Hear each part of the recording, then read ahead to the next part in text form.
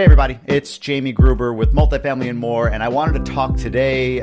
We're in late April 2021, and some news came out today about Joe Biden proposing, which I think we were all expecting this, some changes to the tax code, specifically trying to get rid of or at least limit the 1031 exchange. So what's a 1031 exchange? Let's start with that. I'm going to use like the dumb terms because that's me.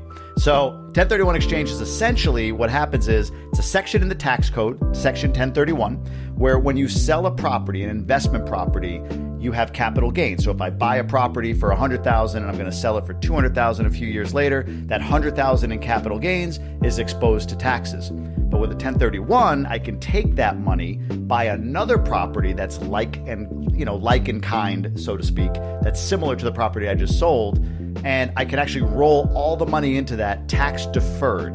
The reason why they call it tax deferred is, in theory, I can continue to do this. I sell that next property, I have a $200,000 gain, but I roll that into another property. And I do that all the way until I die. And I never really pay taxes, but it defers it. Because one day, if on transaction 3 or 4, 10, 15 years down the road, I do decide to sell, and I've rolled $500,000 or $1 million by that point over in tax deferred 1031 exchanges, then I'm going to be exposed at that point to pay the entirety of the tax. So you can see that most investors that utilize this, they continue to roll it and roll it and roll it until it gets forever. They never stop. So that's what a 1031 exchange is. There are rules around it.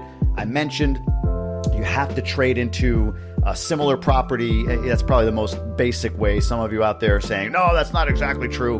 Whatever. You get the point. You have to trade it into something similar at least. The other rule on this is there's a time limit, and I don't remember the time. I think it's like 6 months. You have to identify a property and let your 1031 administrator know, hey, here's my list of properties within 6 months, and then you have to close on one of those properties within another time frame. Might be another 6 months. I've never actually done my own 1031 exchange. I've never needed to. I haven't sold anything, so everything I keep, and I don't use the 1031. But you have to do it within a certain time frame. So what happens sometimes, to be honest with you, especially now in a market like this that's expensive and there's not a lot of inventory out there, is you sell a property and you take in a big gain. You drop it into a 1031, you're going to roll it into that next property, but you can't find the property in time. So what do? You overpay just to avoid taxes. That's the risk for an investor of a 1031. That's the downside for an investor of using a 1031. If they haven't been able to identify a property that is something that will be, reasonably priced and that they can add value to, then they're going to roll it into something just to avoid the taxes. And you know what? Depending on the timeline, depending on where we are economically and what cycle, it can work. You can absolutely do that. Avoiding taxes or limiting your tax burden is a big strategy for a lot of real estate investors. It's one of the big reasons that a lot of investors buy real estate or park their money in real estate as a tax shelter, income tax shelter. So that's the 1031, and that's kind of the gist of it. So who benefits from a 1031? Well, mostly the individual investor more than the corporate investor. Corporations saw about a $2.3 billion benefit recently in the last year or two, where individuals saw about a $5.7 billion benefit, a tax benefit from a 1031 exchange. So individuals benefit more from this exchange currently than big corporate investors do. But overall, it's the real estate investor generally that benefits from Section 1031 of the IRS code. That's what it's all about. So what's the proposal? So President Biden put on the table a proposal which, like every bill, has a bunch of stuff in it, but focusing in on the 1031, it is to abolish the 1031 for gains over $500,000. So anything under $500,000, you can still use the exchange, but over $500,000 in gains, you cannot. You can't defer your taxes. You need to pay your taxes based on what he's proposing. It's not law yet, but it's what he's proposing. And it was a piece of what he ran on was the idea of eliminating or reducing the 1031 exchange. This was a political football to some extent that he utilized. So that's what the proposal is. So who's impacted? Well, those that are larger investors that buy maybe apartment buildings, commercial property, retail space, office space, bigger property. Those are the folks that are going to feel the impact if they've been in the property for a while and they have a big gain, or they invested in an appreciable market, or they did some forced appreciation, fixing it up, raising rents, that sort of thing. And they've gotten to a point where they have $6, $7, $8, $1 million in added value to their property. They'll feel the impact of not being able to 1031 exchange that money. The smaller investor, the person who buys the $150,000 condo and sells it for $300,000, which is an incredible gain, still would have access to it based on the way the law is structured. So my opinion on all of this is mostly optics, in my opinion. It's political optics to say, hey, look, we want to make sure that the wealthy are paying their fair share. The wealthy are landlords, they're landowners, and we want to make sure that we put policies in place that make the wealthiest people out there pay their fair share of taxes. And I get that. It makes sense. I understand the mindset behind it. I don't know how real it is, to be honest with you, for a few reasons. One, the wealthy always find a way to shelter their taxes, right? Before the 1031 exchange or even after it, the wealthy will always find ways to shelter taxes. Most people think their mortgage is their biggest monthly bill, their biggest monthly financial burden. Your biggest monthly financial burden is your taxes when you consider income, property, sales, and everything else that you pay. Taxes are where you make a lot of money go. There's actually dates out there that you can look up how many days into the year you work before you actually earn. How many days you work for Uncle Sam until you actually earn. And it can go as late as May or June. You're essentially working to pay taxes until May, and then everything after May, that's your money. That's what you actually earn. So this is more of an optics sort of thing. I'm sure there are institutions, both on the right and the left, that are going to analyze this and say, won't make any financial difference, all the way to, oh my goodness, the wealthy are going to infuse this much more into the economy because of this tax policy. I don't know the truth on that. I'd have to research that a little further. But what I can tell you is I think this is mostly for the benefit of people that feel as though the rich have not paid their fair share, that there's a wealth divide. The downside, however, is that as an investor, I know I wouldn't sell my property if it had that kind of equity where I would have before. I would sell and I would 1031, opening up more liquidity in the market, opening up more deal flow. So the asset that I'm holding now, because more of us will hold that asset, becomes scarce. In other words, there's not a lot of supply on the market. Not a lot of supply will drive up asset value. And when asset value goes up, the rich actually get richer, right? The rich actually make more money. Their net worth increases because the rich own assets. That's how it works. They own assets. So my thought is eliminating or limiting the 1031 for the large investors out there will actually create maybe a little bit more of a wealth gap.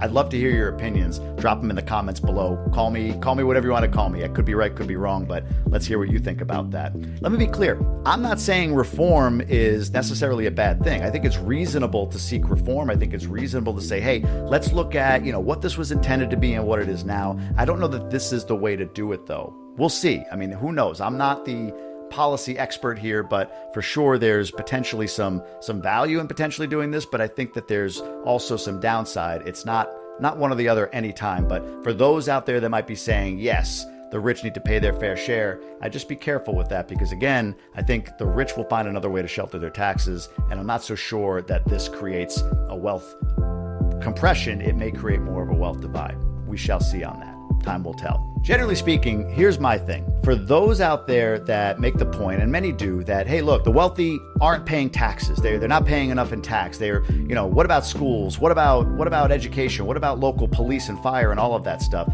I counter argue that a little bit. I know for me, my property tax bill every year is significant. It's a lot of money, more than most pay in any kind of tax anytime. So that property tax goes to fund all of the things that I just mentioned: police, fire, schools, all of that stuff.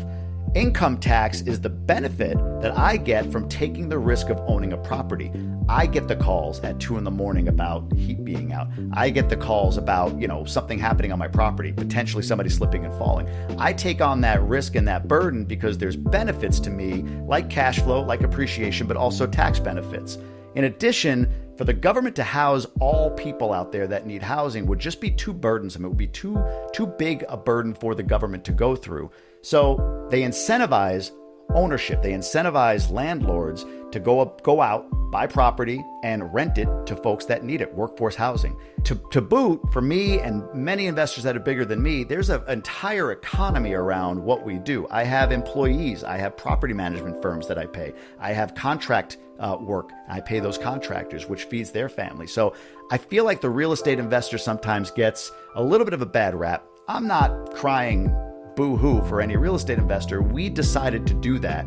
We decided to invest in real estate, but I do think it's a little bit of a bad rap around like all sunshine and roses. It's hard. We get a lot of calls from people. You can only imagine, I'm sure, the kind of tenant issues that you face, property issues that you face. And I'll tell you this, most real estate owners, most real estate investors, all they want is to provide good, safe, affordable housing for the people that patronize their properties. That's it. Simple as that. I know that the landlord business gets a bad rap. It's like anything. Look, before I moved to Michigan, all you would have thought about Michigan from the national media was that our water is contaminated and there's crime everywhere. People are being shot. Like the west side of Detroit and Flint make up the entire state.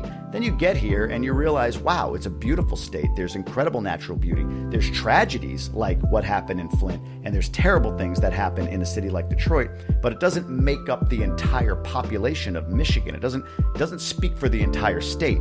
For every bad landlord out there, it doesn't mean that real estate investors are dirty or are on the take or are just trying to, get wealthy on the backs of other people. Not at all. Most real estate investors, and I interact with many of them, just want to do right by people. They just want to buy property. They want to build wealth. They want to build the American dream for themselves, but they want to serve the folks that live there. They understand the value in customer service. If I serve them well, they stay. That keeps my costs down and they get a great place to live. That's what it's all about. So I get a little bit back and forth on that sometimes, maybe about why real estate investors get that rap. It's a lot of work. It's a lot of risk, but at the same time, it's very rewarding when you see a property that you take over that's in disrepair or that has bad tenants in it, and you're able to really reform the property for the benefit of all the remaining good tenants and make it prideful again and make it look good. That's all great stuff that a real estate investor gets to do. Whether or not they are, unfairly taking advantage of a tax code, I just think that there's a lot to think about with this. So, quick summary, Biden has proposed a revision to the 1031 exchange. Is that a good thing or a bad thing? It's probably both. Some people will benefit. Some people will have to work around or find other ways to benefit if they want to, or they will be hit with a tax bill. Many people just pay the taxes anyway, so it doesn't really matter to them. So it really depends on where you are, but does it make the wealth divide smaller as I think it's intended, or at least the optics of it are intended to do? Jury's out on that one. We'll see what happens. Would love to hear your thoughts. If this was interesting or you love our channel, subscribe, like, hit the notification button. You'll continue to get great content from us. I'll give you my opinion whenever I possibly can. And again, call me out here. Let me know what you think in the comments, one way or the other. Agree, disagree, what points were good, what points weren't so good. I'm learning this, reading through this, as all of you are, I'm sure. So love to hear more from you, the community that we have out there, and appreciate you listening to me today.